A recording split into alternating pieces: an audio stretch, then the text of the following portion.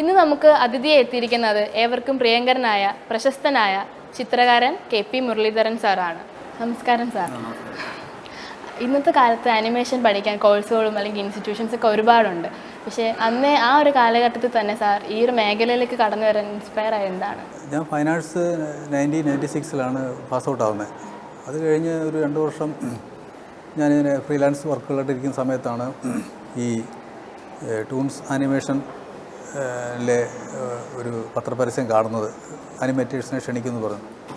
അനിമേറ്റേഴ്സ് എന്നുള്ള വാക്ക് പോലും അന്ന് കൃത്യമായിട്ട് എനിക്കറിയത്തില്ല. ചെറുപ്പം മുതലേ ഞാൻ ഈ കാർട്ടൂണുകൾ അല്ലെങ്കിൽ കാരിക്കേച്ചറുകൾ സ്കൂളിലിരിക്കുമ്പോൾ തന്നെ സ്കൂളിൽ പുസ്തകങ്ങൾ, എൻ്റെ ഒരു ഓർമ്മ എന്ന് പറഞ്ഞാൽ സ്കൂൾ പുസ്തകം, അത് പലരും പറയാറുണ്ട് അവരുടെ അനുഭവം. അതുപോലെ സ്കൂളിൽ കുട്ടികൾ പാഠപുസ്തകത്തിലും ബുക്കിലും നിരന്തരമായിട്ട് വരച്ചുകൊണ്ടിരിക്കുക, നെയിം സ്ലിപ്പ് വരെ നമുക്കങ്ങനെ കണ്ടിന്യൂസ് വരച്ചുകൊണ്ടിരിക്കുന്ന ഒരു പ്രോസസ്സായിരുന്നു.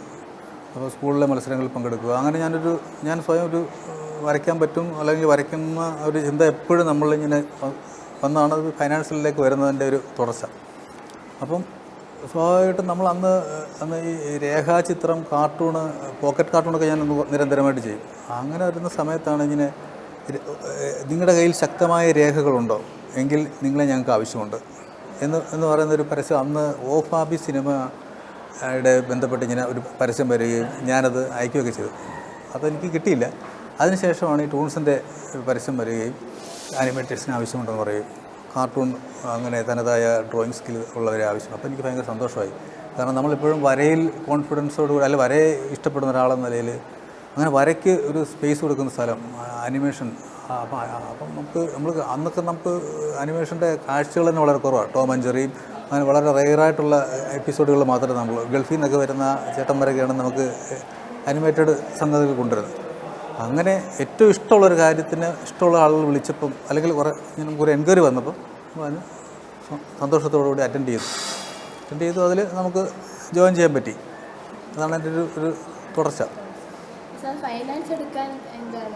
ഫൈനാൻസ് ഇത് തന്നെ നമ്മൾ ഈ ചെറുപ്പകാലം മുതലുള്ള വരയുടെ തുടർച്ചയാണ്. അപ്പോൾ ഞാനിടയ്ക്ക് ഇതൊന്നും ശ്രദ്ധിക്കാതെ ITCക്ക് പോയി, ഡാപ്റ്റ് സ്കൂളിന് പോയി, പിന്നെ അത് കഴിഞ്ഞ് ഡിഗ്രിക്ക് പോയി. അപ്പോൾ ഡിഗ്രിക്ക് ഞാൻ പോയി കഴിഞ്ഞ സമയത്ത് യൂണിവേഴ്സിറ്റി കോമ്പറ്റീഷനിലൊക്കെ ഞാൻ അറ്റൻഡ് ചെയ്തായിരുന്നു. അപ്പോൾ യൂണിവേഴ്സിറ്റിയിൽ കാർട്ടൂണിങ്ങിൽ എനിക്ക് ഫസ്റ്റ് കിട്ടിയായിരുന്നു. സെക്കൻഡ് 2 തവണ സെക്കൻഡ് കിട്ടി. പിന്നെ സ്കൾപ്ചറിങ്ങിൽ ഫസ്റ്റ് കിട്ടി. അപ്പോൾ അന്നേരം കോളേജിലുള്ള കുട്ടികളൊക്കെയാണ് പറഞ്ഞത്, നീ ഇങ്ങനെ ഇവിടുന്ന് ഇങ്ങനെ ഫൈനാൻസ് ഇത്രയും ടാലൻ്റ് ഉണ്ടല്ലോ, നിനക്ക് ഫൈനാൻസിലൊക്കെ പോയി അറ്റൻഡ് ചെയ്താൽ നല്ലതെന്ന് പറഞ്ഞപ്പോൾ അന്നേരം നമ്മൾ അതിനെക്കുറിച്ച് ഗൗരവമായിട്ട് ചിന്തിക്കുന്നത്. നേരത്തെ ശ്രമിച്ചിരുന്നു. എന്ന് വെച്ചാൽ നമ്മുടെ അടുത്ത് മാവേലിക്കര ഫൈനാൻസ് ആയിരുന്നു. അവിടെ പോകാനപ്പോൾ എല്ലാവരും പറഞ്ഞ് അവിടെ ഇൻ്റർവ്യൂ കിട്ടാനൊക്കെ പ്രയാസമാണെന്ന് പറഞ്ഞപ്പോഴായി ഡിഗ്രിക്ക് പോയത്. പിന്നീട് ട്രിവാൻഡ്രം ഫൈനാൻസിൽ പോയി ഈ ഡിഗ്രിക്ക് ശേഷം പോയി ഇൻ്റർവ്യൂ അറ്റൻഡ് ചെയ്തു. ഫസ്റ്റ് ടൈമിൽ തന്നെ എനിക്ക് അവിടെ കിട്ടി. അങ്ങനെ പെയിൻറ്റിങ് മുഖ്യ വിഷയമായിട്ട് എടുത്ത് പഠിച്ചു. അതിന് നമുക്ക് സാറിൻ്റെ വർക്കുകളിലേക്ക് കയറാം. പത്മരാജൻ്റെ തകരയും അല്ലെങ്കിൽ ബഷീറിൻ്റെ പ്രേമലേഖനും ഒക്കെ ക്ലാസിക്കൽ നോവൽസിൻ്റെ ഉദാഹരണങ്ങളാണ്. അപ്പം അത്തരത്തിലുള്ള ക്ലാസിക്കൽ നോവൽസിന് സാർ എങ്ങനെയാണ് ഒരു ഗ്രാഫിക്കൽ നോവൽസ് ക്രിയേറ്റ് ചെയ്തെടുത്തതിന് ഒരു കഥാപാത്രങ്ങളെ ആവിഷ്കരിച്ചതിലുള്ള വെല്ലുവിളികൾ എന്തൊക്കെയായിരുന്നു? ഗ്രാഫിക് നോവൽ കോൺസെപ്റ്റ് ശരിക്കും ഞാൻ ടൂൺസിൽ നിന്ന് ഇറങ്ങിയതിന് ശേഷം അതൊരു ഏകദേശം 2010 അതിനൊക്കെ ശേഷമാണ്. അപ്പോൾ ഞാൻ ഫ്രീലാൻസ് വർക്ക് കുറച്ചുകൂടെ സ്വതന്ത്ര ചിത്രകാരനായിട്ട് എൻ്റെ ജീവിതം തുടങ്ങുന്ന ആ സമയത്ത് ഇപ്പോഴും ഞാൻ തിരിഞ്ഞു നോക്കുമ്പോൾ അതൊരു വലിയൊരു എങ്ങനെ ആ ധൈര്യം അന്ന് ഉണ്ടായെന്ന് എനിക്ക് ഇപ്പോഴും അറിയത്തില്ല. അപ്പം സ്വതന്ത്രമായി വരയ്ക്കാം എന്നുള്ളൊരു ചിന്തയിൽ ഒരു സ്ഥാപനത്തിൻ്റെ ഭാഗമാകാതെ ഒറ്റയ്ക്ക് ഇന്ന് വരയ്ക്കാൻ വേണ്ടിയുള്ള ചിന്തയിൽ വന്നിരുന്ന സമയത്ത് ഇപ്പോൾ ഈ ഗ്രാഫിക് നോവൽ കോൺസെപ്റ്റ് നമ്മൾ ഓഫീസിലിരുന്ന സമയങ്ങളിലൊക്കെ നമ്മളിങ്ങനെ പല ഗ്രാഫിക് നോവലുകൾ കാണുകയും ചർച്ച ചെയ്യുകയൊക്കെ ചെയ്തിട്ടുണ്ട്. അപ്പോൾ അന്നേരം ഗൗരവകരമായ ഒരു ഗ്രാഫിക് നോവൽ കോൺസെപ്റ്റ് നമുക്ക് നമ്മുടെ കൾച്ചർ, നമ്മുടെ ഭാഷയിൽ അങ്ങനെ അധികം കണ്ടായിട്ട് എനിക്കത് എൻ്റെ ശ്രദ്ധയിൽപ്പെടാതെ വരികയും അങ്ങനെ ഞാൻ അപ്പോൾ ആലോചിച്ച ഒരു ഗ്രാഫിക് നോവൽ നമുക്ക് ചെയ്യാം എന്നുള്ളൊരു ചിന്തയിൽ, പ്രത്യേകിച്ച് എനിക്ക് ഇങ്ങനൊരു സ്റ്റോറി ടെല്ലിങ് ഭയങ്കര, ചിത്രങ്ങളിലൂടെ സ്റ്റോറി ടെല്ലിങ്, നമ്മളൊരു ഇല്ലസ്ട്രേഷൻ കഥയ്ക്കൊക്കെ വരയ്ക്കുമ്പം ഏതെങ്കിലും സെലക്ട് ചെയ്ത പോർഷൻസ് അല്ല വരയ്ക്കത്തുള്ളൂ.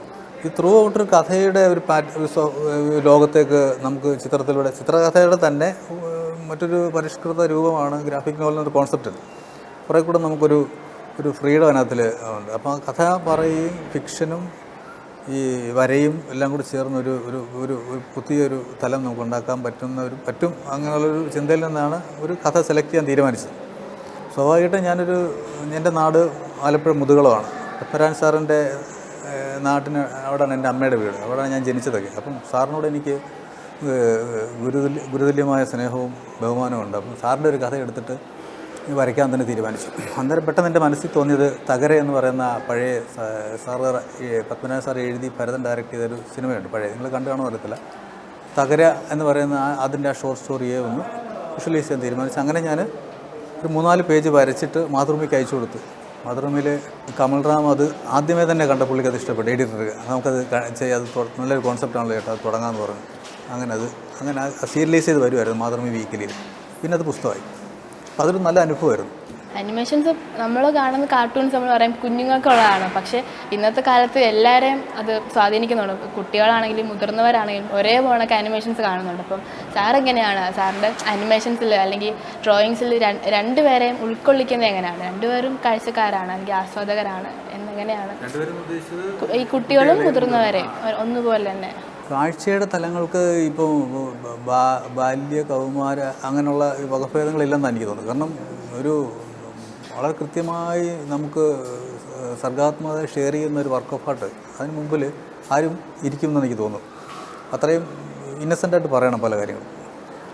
അപ്പം അനിമേഷൻ വരുന്നത് ഒരു കുറേ കൂടെ അനിമേഷന് നമ്മളൊരു സ്വഭാവം അത് കുട്ടികൾക്ക് വേണ്ടിയുള്ളതാണെന്നുള്ളൊരു ചിന്ത നമുക്ക് നമ്മുടെ പൊതുസമൂഹത്തിലുണ്ട്. പക്ഷെ അതല്ല, ശരിക്കും അത് എല്ലാത്തരം കാഴ്ചക്കാരെയും സന്തോഷിപ്പിക്കുന്ന ഒരു വർക്ക് രീതിയാണല്ലോ അത്. അപ്പം നമ്മൾ പിന്നെ ചൂസ് ചെയ്യുകയാണ് കുട്ടികൾക്ക് വേണ്ടി കുറേ കൂടെ അവർക്ക് വളരെ ലളിതമായ കഥകൾ, മുതിർന്നവർക്ക് വേണ്ടി കുറേ കൂടെ അങ്ങനെയുള്ളൊരു പാറ്റേൺ ഉണ്ടാക്കി ശ്രമിക്കുകയാണ്. പക്ഷേ അതിൻ്റെ ആവശ്യമില്ല, നമുക്ക് എല്ലാവർക്കും കൺവേ ചെയ്യുന്ന രീതിയിൽ നമുക്കത്. പിന്നെ ഇതിൻ്റെ എന്ന് വെച്ചാൽ നമുക്ക് കുറച്ച് ഫ്രീഡം ഉണ്ട്. സാധാരണ ലൈവ് ആക്ഷനിൽ നിന്നും വ്യത്യസ്തമായിട്ട് അനിമേഷൻ അപ്പോൾ നമുക്ക് എക്സ്പ്രസ് ചെയ്യാൻ നമുക്ക് ഇഷ്ടമുള്ള അനുസരിച്ച് ഏത് രീതിയിലും നമുക്കതിനെ കൺവേ ചെയ്യാൻ പറ്റും. അതുകൊണ്ട് അനിമേഷൻ വരയ്ക്കുന്ന ഒരാളെ സംബന്ധിച്ച് ഏറ്റവും ഫ്രീഡത്തിൻ്റെ ഒരു സ്പേസാണ് അത് കാർട്ടൂൺ അനിമേഷൻ എന്ന് പറയുന്നത്. അപ്പോൾ അതെനിക്ക് ഈ പറഞ്ഞ പോലെ ഞാനും ചെയ്തിട്ടുണ്ട്, കുറച്ച് അനിമേഷൻ ഷോർട്ട് ഫിലിം ചെയ്യുകയും ഒക്കെ ചെയ്തിട്ടുണ്ട്. ഇപ്പം സാർ പറഞ്ഞില്ലേ പലതരത്തിൽ നമുക്ക് ക്രിയേറ്റീവ് കൊണ്ടുവരാമെന്നുള്ളത്. അപ്പോൾ നമ്മൾ ചിത്രരചന കൈ കൊണ്ടുള്ള രചനകളുണ്ട്, അല്ലെങ്കിൽ ഗ്രാഫിക്കൽ വർക്ക്സ് ഉണ്ട്. അപ്പം ഇത് തമ്മിലുള്ള വ്യത്യാസങ്ങൾ എങ്ങനെയാണ്? ഒരു കഥാപാത്രത്തെ നമ്മൾ ആവിഷ്കരിക്കുമ്പോൾ ഒരു കൈ കൊണ്ടുള്ളൊരു ചിത്രരചനയും അല്ലെങ്കിൽ ഒരു ഗ്രാഫിക്കൽ വർക്കും തമ്മിൽ എന്താണ് വ്യത്യാസം വരിക എന്നുള്ളത്? അതൊരു നല്ല ചോദ്യമാണ്. കാരണം വെച്ചാൽ ഞാനിപ്പോഴും മാനുവലായിട്ട് വരയ്ക്കുന്ന ഒരാളാണ്. സിസ്റ്റം വളരെ കുറച്ചേ ഞാൻ ഉപയോഗിക്കാറുള്ളൂ. ഒന്നാമത്തെ കാര്യം, എൻ്റെ വ്യക്തിപരമായ ഒരു കാര്യത്തിൽ ഞാൻ സിസ്റ്റത്തിൽ അധികം ഇങ്ങനെ നോക്കിയിരിക്കാൻ എനിക്ക് പലപ്പോഴും ബുദ്ധിമുട്ടുണ്ട്. അതുകൊണ്ടാണ് പലപ്പോഴും ഞാൻ മാനുവലായിട്ട് ചെയ്യുന്നത്. അപ്പം അതിൻ്റെ ഒരു കാര്യം എന്ന് വെച്ചാൽ കയ്യിൽ നിറങ്ങളൊക്കെ പറ്റും, കയ്യിലൊക്കെ നിറങ്ങൾ പറ്റും. അപ്പം പിന്നെ മാത്രമല്ല എനിക്ക് കുറേ കൂടെ ഈ സിസ്റ്റത്തിൽ ചെയ്യുന്നതിനെക്കാട്ടിൽ വേഗത്തിൽ എനിക്ക് മാനുവലായിട്ട് ചെയ്യാൻ പറ്റും, കുറേ കൂടെ വേഗത അതുകൊണ്ട്. പിന്നെ എനിക്ക് ആ പേപ്പറിലുള്ള വർക്കും ഞാനും തമ്മിലൊരു വല്ലാത്തൊരു റിലേഷൻഷിപ്പുണ്ട്. അപ്പോൾ അതിനൊരു വിഷമമാവുമെന്ന് വെച്ചിട്ടുണ്ടെങ്കിൽ ഞാൻ സിസ്റ്റത്തിലോട്ട് പോകുമ്പോൾ ഞങ്ങൾ തമ്മിലൊരു കമ്മ്യൂണിക്കേഷൻ ഉണ്ട്. അപ്പോൾ അത് കാണുമ്പോൾ എനിക്ക് കിട്ടുന്നത് ഞങ്ങൾ തമ്മിൽ ഈ വർക്കും ഞങ്ങളും തമ്മിലൊരു പേഴ്സണൽ ഫീലുണ്ട്. അപ്പോൾ എനിക്ക് ഒരിക്കലും അത് ഒഴിവാക്കിക്കൊണ്ടും എനിക്കിതിൽ തന്നെ ചെയ്യുമ്പോഴാണ്, ഈ മാനുവലായിട്ട് ചെയ്യുമ്പോഴാണ്, ടെക്നിക്കൽ ചെയ്യുന്നതിനെക്കാട്ടിൽ കുറേ കൂടെ പലരും അങ്ങനെ പറയുകയും ഞാനത് ഇതെല്ലാം മേടിച്ച് വെച്ചിട്ടുണ്ട്. നമുക്ക് വരക്കാനുള്ള ടൂളും ടാബ്ലറ്റൊക്കെ മേടിച്ച് വെച്ചിട്ടുണ്ട്. പക്ഷേ അത് ഞാൻ ഇങ്ങനെ തന്നെ ചെയ്യുന്നത്, അതാണ് എനിക്ക് കുറച്ചുകൂടെ ഇഷ്ടം. ഇന്നെന്ന് പറയുന്നത് എയുടെ കാലമാണ്. അപ്പം ദിനം പ്രതി ഓരോ സോഫ്റ്റ്വെയർസ് ഇങ്ങനെ വന്നുകൊണ്ടിരിക്കുകയാണ്. അപ്പം അതിനെ സാർ എങ്ങനെയാണ് വിലയിരുത്തുന്നത്? ഇങ്ങനെ ഡെയിലി ഓരോന്നിങ്ങനെ വന്ന് പഠിച്ചുകൊണ്ടേയിരിക്കുകയാണ്. അതിനെയൊക്കെ നമ്മളൊരു ക്രിയേറ്റീവ് ആർട്ടിസ്റ്റ് എന്ന നിലയിൽ നമുക്ക് സപ്പോർട്ട് ചെയ്യാൻ നമുക്ക് ഓവർ സ്ട്രെയിൻ വരുന്ന കാര്യങ്ങൾക്ക് സപ്പോർട്ട് ചെയ്യാനായിട്ട് ഒരു തരത്തിൽ ഉപയോഗിക്കുക. ഒന്ന്, നമുക്ക് ഓവർ സ്ട്രെയിൻ എടുക്കണ്ട, ഒരു മൾട്ടിപ്ലൈ ചെയ്ത് ഒരു കുറേ സംഗതികൾ ഉണ്ടാക്കുന്നതിനോ അങ്ങനെ അതിനുവേണ്ടി നമുക്ക് അതിൻ്റെ ഒരു വേർഷൻ നമുക്ക് സാങ്കേതിക സഹായത്തിൻ്റെ ഏതെങ്കിലും തലത്തിൽ ഉപയോഗിക്കുക. ഒന്ന്. രണ്ടാമത്തെ കാര്യം എനിക്ക് തോന്നുന്നു വെച്ചാൽ ക്രിയേറ്റിവിറ്റി എന്ന് പറയുന്നൊരു സംഗതിയാണ് ലോകത്തിൻ്റെ ഏറ്റവും വലിയൊരു നമ്മൾ കണ്ടെത്തേണ്ട ഒരു സ്പേസ്. ക്രിയേറ്റീവായിട്ടുള്ള ഒരു എക്സ്ട്രീമിസം, നമുക്കൊരു തിങ്കിങ് പ്രോസസ്സ് ഉണ്ടെങ്കിൽ ഇതിനെയൊക്കെ നമുക്ക് ഓവർകം ചെയ്യാൻ പറ്റും. നമ്മളെല്ലാത്തിലും നമ്മൾ ടെക്നിക്കൽ സാധനങ്ങൾക്ക് അപ്പുറമാണ് നമ്മുടെ ചിന്തകളെ ബ്രേക്ക് ചെയ്യാൻ വേറെ നമ്മൾ കണ്ടുപിടിച്ച ഒരു ഒബ്ജക്റ്റിനും പറ്റുമെന്ന് എനിക്ക് തോന്നുന്നില്ല. അപ്പം നമ്മുടെ ചിന്ത ഏതെല്ലാം വൈവിധ്യമായ, ഏതെല്ലാം മൈന്യൂട്ടായ, ഏതെല്ലാം ഡ്രീമി ആയിട്ടുള്ള, ഏതെല്ലാം ലെയറുകളിലോട്ട് കടന്നു പോകാൻ പറ്റുമോ അങ്ങനെ കടന്നു പോകുന്ന ഓണായിട്ട് സ്റ്റൈൽ ക്രിയേറ്റ് ചെയ്യുന്ന, വളരെ പെക്യുലറായിട്ട് ചിന്തിക്കുന്ന, യൂണീക്കായിട്ട് ചിന്തിക്കുന്ന കാര്യങ്ങൾക്ക് ഭയങ്കരമായിട്ട് ലൈഫുണ്ട്, അത് തുടർന്നുകൊണ്ടേയിരിക്കുന്നത്. അപ്പോൾ അതിനെക്കുറിച്ചപ്പോൾ എനിക്കൊരു ആശങ്ക അതിനെക്കുറിച്ച് തോന്നിയിട്ടില്ല. അപ്പം സാറിന് ഏറ്റവും ഇഷ്ടമുള്ള ഏതാണ് ചിത്രരചന വെച്ചാൽ അനിമേഷൻ എന്നുള്ള രീതിക്കാണോ അതോ ഗ്രാഫിക്കൽ വർക്ക് എന്നുള്ള രീതിക്കാണോ? എല്ലാം നമ്മൾ എൻജോയ് ചെയ്താണ് ചെയ്യുന്നത്. ഇതിൻ്റെ ഒരു വകഭേദങ്ങളാണല്ലോ, എല്ലാം ആർട്ടുമായിട്ട് ബന്ധപ്പെട്ടാണല്ലോ. പിന്നെ ഈ കാരിക്കേച്ചർ എന്ന് പറയുന്നത് മനുഷ്യരെ അല്ലെങ്കിൽ പ്രകൃതിയെ വരയ്ക്കുക, മനുഷ്യരെ വരയ്ക്കുകയാണല്ലോ. മനുഷ്യരെ വരയ്ക്കുക എന്ന് പറയുന്നത് എനിക്ക് ഭയങ്കര ഇഷ്ടമുള്ളൊരു കാര്യമാണ്.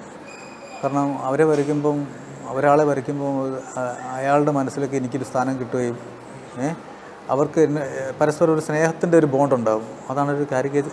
ബേസിക്കലി ഇതെല്ലാം ഞാൻ അങ്ങനെ തന്നെ കാണുന്നത്. നമ്മുടെ എല്ലാ മേഖലകളെയും കണക്ട് ചെയ്യുന്നതെല്ലാം നമ്മളൊരു ഹ്യൂമനിസമാണല്ലോ. നമ്മളെല്ലാം വളരെ ലോലമായ ഒരു രേഖയിലൂടെ നമ്മളെല്ലാം സഞ്ചരിച്ചുകൊണ്ടിരിക്കുന്നത്.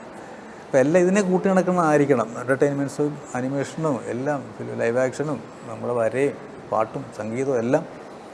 അപ്പം ആ അർത്ഥത്തിൽ മനുഷ്യരോട് ഏറ്റവും കൂടുതൽ അടുത്ത് നമുക്കൊരു സാധാരണ മനുഷ്യനെ പോലെ ഒന്ന് കൺവേ ചെയ്യാൻ പറ്റുന്ന ഒരു മേഖല കാരിക്കേച്ചറാണ്. പിന്നെ അതോടൊപ്പം തന്നെ കുട്ടികളുടെ കഥകൾക്ക് വരയ്ക്കുന്നത് എനിക്ക് ഭയങ്കര ഞാനിപ്പോഴും ചെയ്തുകൊണ്ടിരിക്കുന്നുണ്ട്.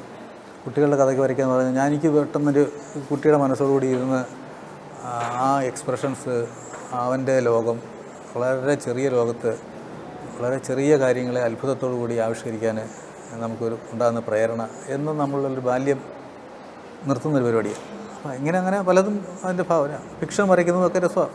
സാറിൻ്റെ ഒരു അഭിമുഖത്തിൽ ഞാനൊരു കണ്ടായിരുന്നു. സാർ പറഞ്ഞത് ഒരു വേദിയിൽ വെച്ചിട്ട് പ്രിയപ്പെട്ടവരെ കുറേ പേരെ നിർത്തി ഒരു ഫോട്ടോ പടം വരച്ചു കൊടുത്തു. അപ്പോൾ അവർക്ക് ഏറ്റവും കൂടുതൽ സന്തോഷം ഉണ്ടായിരുന്ന നിമിഷമായിരുന്നു. ഇപ്പോൾ സാറിനും അതേപോണക്ക് ബന്ധങ്ങളും നിലനിർത്തുന്ന ഒരു പ്രകൃതി ഭയങ്കര ഇഷ്ടമാണ് സാറ് പറഞ്ഞ് ഞാൻ ഓർക്കുന്നത്. അപ്പം ഇപ്പോഴും ഉണ്ടോ അങ്ങനെ ഡ്രോയിങ്സ് ഒക്കെ വരയ്ക്കാറുണ്ടോ ആൾക്കാരെ വെച്ചിട്ട്? പ്രത്യേകിച്ച് ഇപ്പോൾ പറഞ്ഞപ്പോൾ ഇപ്പോൾ ഈ കോളേജിൻ്റെ അന്തരീക്ഷത്തിൽ ഇപ്പോൾ രണ്ടാമതാണ് ഞാൻ കടന്നു വരുന്നത്. സെൻറ്റ് ജോസഫ് കോളേജിൽ അതിൻ്റെ എനിക്ക് ആദ്യം അത് പറയാൻ വിട്ടുപോയതാണ്. കോളേജിനോടൊരു നന്ദി, സ്നേഹം. കാരണം എല്ലാവരും പല അധ്യാപകരെയും ഒക്കെ നമ്മൾ വീണ്ടും കാണുക, നിങ്ങളെപ്പോലുള്ള പുതിയ ആളുകളെ കാണുക.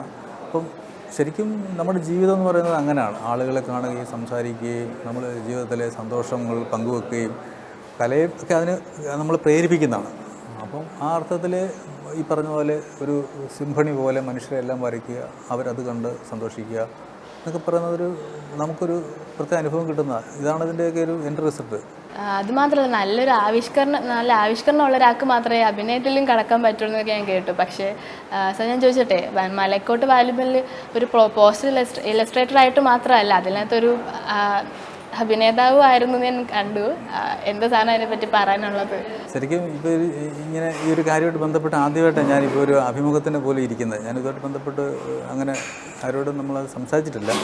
ഐശ്വര്യയോടെ ഇപ്പോൾ അത് സംസാരിക്കുന്നതെന്ന് വെച്ചാൽ അത് ലിജോ എന്ന് പറയുന്ന വളരെ വളരെ ജീനിയസ് ആയിട്ടുള്ള, വളരെ എന്താ പറയുന്നത്, വളരെ ഹൃദയത്തോട് ചേർത്ത് വയ്ക്കാവുന്ന ഒരു കലാകാരനാണ്. അപ്പം ലിജോ എന്നെ വിളിക്കുന്നത് തന്നെ പിന്നെ എൻ്റെ ഗ്രാഫിക് നോവൽ ബഷീറിൻ്റെ പ്രേമലേഖനം കണ്ടിട്ട് എന്നെ വർക്കിന് നൻപകൽ നേരത്തെ സമയത്ത് വിളിക്കുന്നു. അപ്പം ലിജോയുടെ ഒരു എനർജിയിലാണ് ഇതെല്ലാം അതിൽ ഉണ്ടായി വന്നത്. ഇപ്പോൾ ഈ പറഞ്ഞ കാര്യം ഉൾപ്പെടെ, അതായത് ടൈറ്റിലിംഗ് ചെയ്തതും എൻ്റെ സ്റ്റോറി ബോർഡ് ചെയ്തതും പിന്നെ ആക്ടിങ്ങിൻ്റെ കാര്യവും ലിജോയുടെ മനസ്സിലുള്ള ഒരു രൂപം, ആ കഥാപാത്രത്തിന് പറ്റുന്ന രൂപം എപ്പോഴോ എൻ്റെ ഒരു മുഖം കടന്നു വന്നായിരിക്കാം. ഞാനത്ര ഗൗരവമായിട്ട് ഇത്രയും ലെങ്ത് ഉള്ളതെന്ന് ഞാൻ അറിഞ്ഞില്ല. ചെറിയ എന്തെങ്കിലും പരിപാടി ആണെന്നാണ് വിചാരിച്ചത്. അങ്ങനെ യാദൃശ്ചികമായിട്ട് അതൊക്കെ അങ്ങനെ ചെയ്തു. എന്തോ അത് ഇറങ്ങി വന്നപ്പോൾ പുറത്ത് വന്നപ്പോൾ എല്ലാവരും നല്ല അഭിപ്രായം പറഞ്ഞു. അതൊരു പുതിയൊരു കാര്യമാണ്. എല്ലാവരും നല്ലത് പറഞ്ഞപ്പോൾ എനിക്കൊരു ആത്മവിശ്വാസം തോന്നി. എന്തായാലും ഇനിയും കാണാതിരിക്കല്ലോ അല്ലേ ഫ്രെയിമിൽ അപ്പോൾ സാറിനെ? അത് എനിക്കറിയത്തില്ല. അത് പുതിയ ആളുകളുടെ ഈ ചെയ്യുന്ന നമ്മുടെ മുഖം ആവശ്യം ആരെങ്കിലും തോന്നുവാണെങ്കിൽ നമുക്ക് മലക്കോട്ട് വാല്യുബിൽ ഏറ്റവും ആൾക്കാരെ ആകർഷിച്ചത് അതിൻ്റെ ടൈറ്റിൽ പോസ്റ്ററാണ്. അപ്പോൾ സാറായിരുന്നു അതിൻ്റെ ഇലസ്ട്രേറ്റർ ചെയ്തെന്ന് അറിയൂ. എന്താണ് അതിനെപ്പറ്റി സാറിന് പറയാനുള്ളത്? ടൈറ്റിലിങ്ങിൽ കുറേ സമയം നമ്മൾ എടുത്തായിരുന്നു. കാരണം കുറേ ടൈറ്റിലിങ്ങൊക്കെ ആദ്യമേ വേറെ കുറേ സാധനങ്ങൾ ചെയ്തിരുന്നു. അതിൻ്റെ ഒരു ഫിലിമിൻ്റെ ഒരു ടോട്ടൽ മൂഡ് കിട്ടുന്ന പല രീതിയിലും ലിജോ അത് ഞങ്ങൾ കുറേ സംസാരിക്കുകയും കുറേ സാധനങ്ങൾ ചെയ്യുകയും ചർച്ച ചെയ്യുകയൊക്കെ ചെയ്തു. പിന്നീടാണ് നമ്മളിപ്പോൾ ഉള്ള ഒരു ഫയൽമാൻ്റെ മീശയിൽ നിന്നും വരുന്ന അതിനകത്ത് വരുന്ന ഒരു സറൗണ്ടിങ്ങിൽ വെച്ചിട്ടൊരു ഡിസൈനിലേക്ക് എത്തുന്നത്. ഒരു റിസൾട്ട് കിട്ടാൻ വേണ്ടി ഡയറക്ടറുടെ ഒരു കാഴ്ചപ്പാടുണ്ട്, റിസൾട്ടിന് വേണ്ടി കാത്തിരിക്കുന്നത്. അപ്പോൾ അതുകൊണ്ട് അത്രയും റിസൾട്ട് അതിന് വന്നത്. മാത്രമല്ല അത്രയും സമയം അതിനുവേണ്ടി ക്ഷമയോടുകൂടി അദ്ദേഹം കാത്തിരുന്നു. അതെല്ലാം ഈ ക്രെഡിറ്റ് എല്ലാം ഡയറക്ടർക്കുള്ള. നമ്മളിൽ നിന്ന് അത് കൃത്യമായിട്ട് അദ്ദേഹം അതിനെ നമ്മൾ ആവിഷ്കരിച്ചു. ഡയറക്ടറാണ് അതിൻ്റെ ഒരു ക്രെഡിറ്റ് മൊത്തം. എനിക്കൊന്ന് മൂവി കാണാൻ ഒരുപാട് പേരെ പ്രചോദിപ്പിച്ചത് ആ ഒരു പോസ്റ്റർ തന്നെയായിരുന്നു. എല്ലാവർക്കും അത് കാണുമ്പം എന്താണ് അതിലുള്ളത് എന്നുള്ളൊരു ഇപ്പോൾ ആശ്വരി പറഞ്ഞൊരു പോയിന്റാണ്. നമ്മളൊരു മൂവി കാണാൻ ഒരു ടൈറ്റിലിൻ്റെ വർക്ക് പ്രേരിപ്പിക്കുക എന്ന് പറയുന്നത് എന്നെ സംബന്ധിച്ച് ഇപ്പോൾ ഞാൻ ചെയ്ത നമ്മളെപ്പോലുള്ള പല ക്രിയേറ്റീവ് ആർട്ടിസ്റ്റുകളും എല്ലാവർക്കും കൂടെ അതിൻ്റെ ക്രെഡിറ്റ്. കാരണം വെച്ചാൽ ഈ ടൈറ്റിലിംഗ് എന്നൊക്കെ പറയുക അല്ലെങ്കിൽ പോസ്റ്ററിംഗ് എന്നൊക്കെ പറയുന്ന മേഖലയിൽ ജോലി ചെയ്യുന്ന കുറേ മനുഷ്യരുണ്ട്, കുറേ ചെറുപ്പക്കാരുണ്ട്. അവരുടെയൊക്കെ വർക്കിനെ എഫോർട്ടിനെയും നമ്മൾ പലപ്പോഴും അധികം ശ്രദ്ധിക്കാറില്ല. ഓരോ എനിക്ക് ഭയങ്കര അത്ഭുതമായിട്ട് തോന്നും നമ്മുടെ സിനിമയിൽ തന്നെ ഇറങ്ങുന്ന പല പോസ്റ്ററുകളുടെയൊക്കെ വളരെ ഡീറ്റെയിലിംഗ് ആയിട്ടുള്ള എഫേർട്ടുകൾ കാണുമ്പോൾ. അപ്പോൾ അതൊരു നമ്മൾ ശ്രദ്ധിക്കേണ്ട ഒരു മേഖലയാണെന്നും കൂടെ എനിക്കത് ഈ നിമിഷം പറയാനുള്ളത്. അത് നമ്മൾ ശ്രദ്ധിക്കണം. ഇത്രയും നേരം നമ്മോടൊപ്പം ചെലവഴിച്ച KP സാറിൻ്റെ മുന്നോട്ടുള്ള എല്ലാ വർക്സിനും ആശംസകൾ ഏകുന്നു. Thank you sir. Thank U.